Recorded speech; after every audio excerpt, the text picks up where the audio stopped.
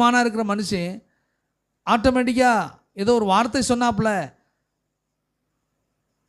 அவன் பரிசுத்தவானாய் நீதிமானாய் மாறிவிட முடியாது. இயேசு கிறிஸ்து சில வியாதிகளை சுகமாக்கினார். முடவாதக்காரனை பார்த்து சொல்கிறாரு, எழுந்து நடன்றாரு. கண்ணில் கை வச்சு குருட்டு கண்ணை திறந்து விடுறாரு. சூம்பின கை உடையவனை கையை நீட்டுன்றாரு. பாவத்தை அப்படி டீல் பண்ண முடியாது.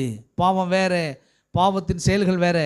இங்கே பாவத்தின் செயல்களை கர்த்தர் கண்டித்து பாவத்தின் செயல்களை வாயின் மூலமாக பேசி சுகமாக்கினார்.